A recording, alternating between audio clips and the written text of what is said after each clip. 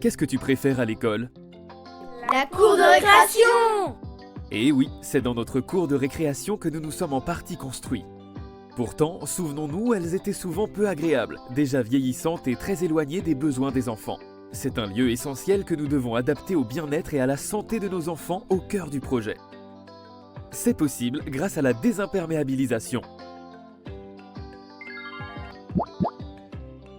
En effet, c'est aujourd'hui largement documenté. Les moments passés en extérieur peuvent en effet participer à favoriser l'autonomie, la sociabilité, la créativité et apaisent le climat scolaire. Apaiser le climat, quel écho à notre actualité! Dans un contexte d'augmentation et de précocité des vagues de chaleur ou de lutte contre les inondations, ce sont bien sûr les questions d'adaptation au changement climatique et de gestion des eaux pluviales qui sont les moteurs de tels projets. Les cours d'école, lieux de proximité et du quotidien, propriété de la commune, peuvent devenir des modèles d'adaptation au changement climatique. La qualité de l'école est un critère important pour l'attractivité d'un territoire et les écoles oasis seront encore plus recherchées demain. Voici quelques exemples d'aménagements de plus en plus souvent réalisés. Laissez respirer le sol et laissez l'eau s'infiltrer. Ces aménagements sont favorables à la gestion des eaux pluviales.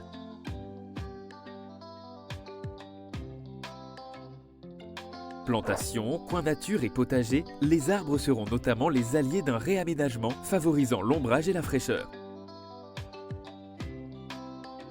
Protection solaire et équipements rafraîchissants. En complément de la végétation, d'autres solutions pour créer de l'ombrage peuvent être expérimentées. Elles peuvent être couplées à des projets de végétation grimpante par exemple.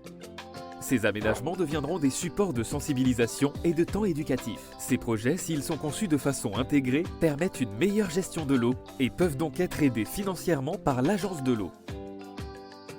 Pour se lancer dans un tel projet, la concertation avec l'ensemble des parties prenantes est un point fondamental. Il s'agit en effet de partager le projet avec les enfants, les parents, l'équipe pédagogique, les différents élus et les services de la collectivité.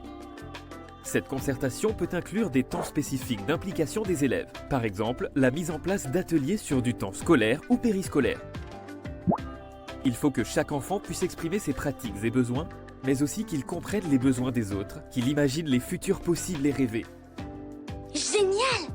Les enseignants et les personnels éducatifs seront également associés pour confronter les idées de projet avec les modalités d'usage et de gestion dans la cour, mais aussi dans le bâtiment.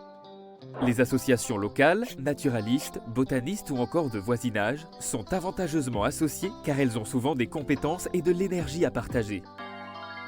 Enfin, les élus seront décisionnaires in fine sur les investissements et les techniciens auront en charge l'entretien. Il est donc primordial de les intégrer dès le début et à différents stades de la conception du projet.